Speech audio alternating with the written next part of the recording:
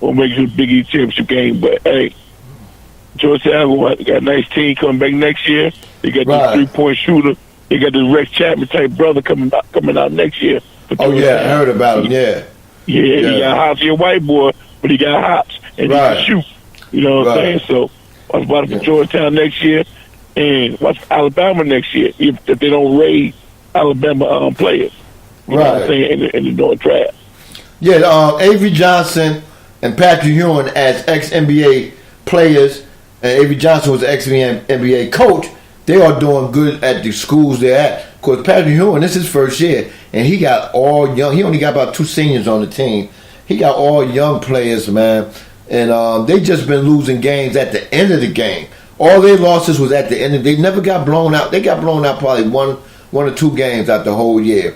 But they never got really blown out, man. They lose at the end of the game. And I'm looking for Patrick Ewing to get players in there because a lot of players that John Thompson III had that I said they all didn't come there because he wasn't going to be there. You know what I'm saying? But I don't understand that, Jungle. If I got a son and they said Patrick Ewing was taking over for John Thompson III, I'd have been like, oh hell yeah, he going there with Pat. Pat gonna show him how to get to the NBA. You know what I'm saying? Yeah, but I don't know why that happened like that, man. You know what it is, man. You know what it is. You know what I'm saying? You know what happened. You know what I'm saying? You know what happened. Hey, with this doing Arizona thing, man. Yeah. Hey, ESPN on that bullshit. They come after Sean Miller, but like you said, they don't want to investigate Duke. Duke got 3 out of 4 number 1 players last 4 years in a row. Oh, and next year they talking about Sean Miller.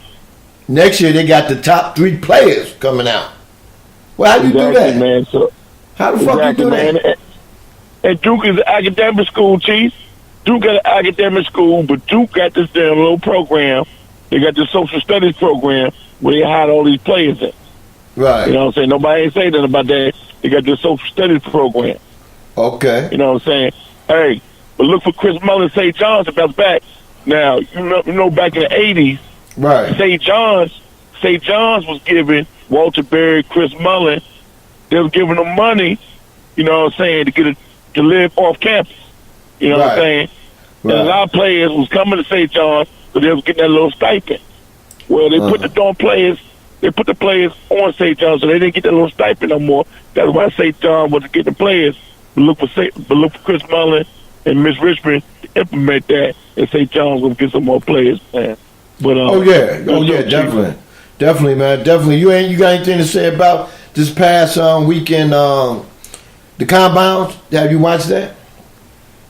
Yeah, we watched Combine, man. 54 Bound Boy did a show on it, man, and I expected Sonny Michel to run faster than he did.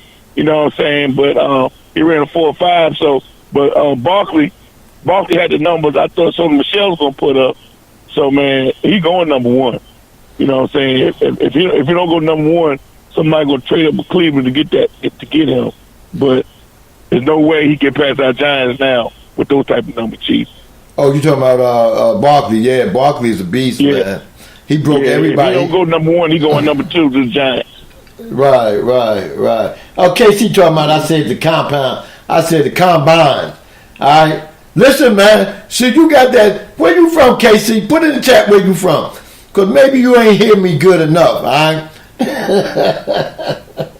But yeah, man, Barkley's a beast, man. And, if Gutterman stick to his guns like he said when they had the number 2, the last time they had the number 2, they picked the best player available, and that was Lawrence Taylor. Well, you better do that now, because the best player available right now is Barkley. Right. Barkley's the best player. It's the draft, the running back draft is real deep this year. So it's kind of, I don't know if teams are going to trade up and get Barkley. You know what I'm saying? But if they stay where they're going to get a real good running back, man. Chief, I count 7 players. I count 7 running backs in this year's draft that can come to Carolina and take McCaffrey's job. You know what I'm saying? But with that, Chief, man, I will holler you later, Chief, man. I counted 7 running backs that can start in an NFL this season. Right. Yeah, definitely. And man. one thing me and 334 Bamboo talking about Bo Scarborough. Bo Scarborough, you know, he had that knee injury, you know what I'm saying? But hey, he measured out real well. He got big 10-inch hands, you know what I'm saying? That shows he can catch the ball, and he got a long reach. He got 32, 33-inch reach. You know what I'm saying? It's good for stiff armor. But Bo Scarborough, he made some money too, along with Barkley. He made some money as well. And my boy Sonny Michelle and Nick Chubb, I'm looking for how they gonna run their pro dates. You know what I'm saying? They gonna do good. They gonna do good, man. They gonna cause down. I think they're doing. I don't think they're doing 40 times consistent at the combine. I don't trust. I think they're just the type of shady stuff. I know Sonny Michelle ain't no 4 or 5 running back. I know he either low 4.4s or 4.3 running back. But with that, Chief, man, I'm going, man. I'll listen to your show up there, man. One love, brother. Peace. One love, bro. Yeah, and that was the Jungle Brother, first call of the day. He had some good points up in there, man. But, yeah, man, the combines was pretty interesting. I didn't sit there and watch it, you know, like a lot of people do. I seen Holly Newsom up in the house. What's up, Mommy? Thank you for coming in. I also seen Esquire affiliate Tiffany PNP. What's up, Mommy? Also, the brother out of, I think that's Central Florida, right? The one that has a handicap. He's missing part of his arm. Shit, man, he ran a 4.3.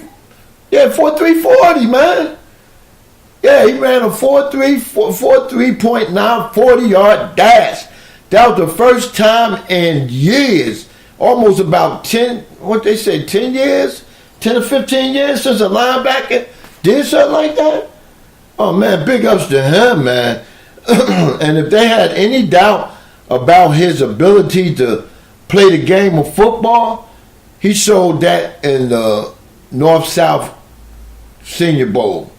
And he showed off in that game. The brother got a motor. He's willing to play. And he's strong and fast.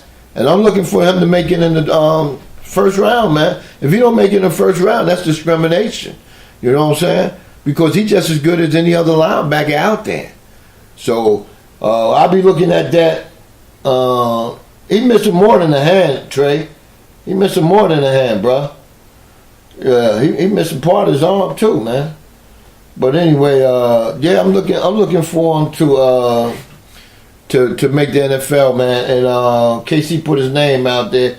Shaquem, I think that's his name, Shaquem Griffin. Yeah, big ups to him, man. You'll hear that name in the NFL on Sundays, brother. I believe me, he will be there. Also, on a bigger, brighter note, right? We was talking about this draft position and everything, man. Hey, man, I don't like it when a team don't win games, and you know, even that goes for my Giants too, and they have a chance to get the number 1 draft choice every year. I think it should be a lottery, just like the the NBA. You know, the 10 sorriest teams of that season, they go and get a lottery, man. Because if Cleveland gonna lose like this every year, and they got the number 1 draft choice, and their team ain't getting no better, man. I mean, what the fuck, man? You know? I mean, you can't continue to keep doing this, man. And then they don't know what to do with the draft choice because they're not really bringing nobody in there that's making their team no better. You know, you can't blame the coach because the coach is a hella fine coach, man. Wherever he was at, if he was offensive coordinator, his offenses played good. When he was at the Raiders, he went 8-8. I know he wish he could go back to those days when he was coaching the Raiders. You know, I wish he could wind back the hand of time and go back then. But Hugh catching a hard goddamn. I mean, if this is his year, they said 3 is a charm. You know what I'm saying? And this is his year that he gonna have a better season and he gonna have a better team. This is it because he got the number 1 and 4 pick. But if I was Hugh, I don't know, man. Everybody say they don't want Cleveland to pick Barkley. You know, I'm not biased because every time I speak on my Giants, I say that's all I talk about is my Giants. But I would love for him to go either 1 or 2. You know, If you feel he can pick him and get his quarterback in the fourth, which he really don't need a quarterback because the young boy he got last year from Notre Dame, you know what I'm saying? I feel that he's going to be. I mean, he took his lumps last year. And he could have won more games than he won. But, you know, little mistakes at the end of the game will hurt you. And Cleveland was in a lot of their games to the end of the game. So I look for you, Cleveland, to bounce back. And like I said, the number is 404-618-2119. 404-618-2119. I know a lot of people in the chat didn't watch the Oscars last night, you know, because y'all don't seem like an Oscar crowd. I didn't watch it either, you know. I've been stopped watching the Oscars a long time ago. I used to love watching the Oscars, you know, just to see, you know, who gonna win something. You know, back when I was growing up, it was only about 2 or 3 blacks in the whole Oscar that was going for something. You know, you always had Sidney Poitier, Denzel. Let me see some other actors that came up through there. Oh shoot, it was so many. I know a couple here and there. You know, we sprinkled out. You know, we were salt with a little bit of pepper back in them days. You know, so you can't really say that it was a lot of people to pick from. But we had some brothers that came up through the ranks and did their thing and whatnot. But anyway, man, those are 2 I can really think of that always was at the Oscars was Denzel and Sidney Poitier throughout his days. And big up to Sidney Poitier, man. Sidney Poitier just had a birthday just passed. Man, that brother's still looking good at the age he is. Like they said, black don't crack.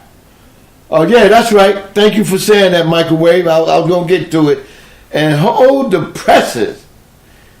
Goddamn. The Black Mamba. The Beam.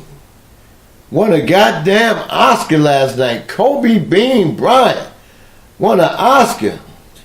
Rough Buff said when Chief was growing up, Oscars was on black and white TV. And I did have black and white TV some of my time growing up, bro. You know what I'm saying? I know. You was you know, back in them days and whatnot, still looking good like the #1 Chief Rocky Dirty Burner. But anyway, thanks for putting that out there, Microwave. Yeah, Kobe Bean Bryant, man, definitely that, man. He was and Kobe told old girl, you know, shit, we can do more than just dribble a basketball. We win Oscars. What the hell you winning by making that statement? Your ratings ain't go up. You know what I'm saying? If you had blacks listening to your show, they didn't show enough, left you the hell alone. But Kobe put it out there. So whenever okay, thank you, Tiff. Tiff said Dorothy Dandridge performed at the Oscars and it was in black and white, laugh out loud. Yeah, Dorothy Dandridge, thank you. Yeah. That's right. Y'all get on that Google and start giving me some more people that was back there then in the Oscar days, man. But big up for Tiffany Haddish. Man, old girl did her thing. Big up to you, mommy. And the thing about it, I like how she do things. You know what I'm saying? And that dress she had on, I know her father was looking down at her, man, from heaven. Rest in peace to her pops. And was saying, that's my baby right there, boy. You know what I'm saying? She honored what her father wanted her to do. And who knew that she was going to make it like that? I mean, young girl, man, she did her thing, man. And she funny as all hell, man. They were talking about next year she may host the Oscars. So if she hosts the Oscars, wow, that's going to be big, man. Big up to you, Tiff. Not you, Tiffany Sports Hill, but you hold the Oscars for the TDSS folk this year. You know what I'm saying? When all the celebrity podcasters come out there, you know, you be on that black carpet. We don't have red. We got black carpet. Be on that black carpet and announce her. RC said, Sydney Pep slapped that store owner in the heat of the night. Oh, I wish I could have seen that. Was a momentum moment. A monumental moment. Yeah, man. I would have loved to seen that one, boy, because that was one show I did not like. That goddamn heat of the night, man.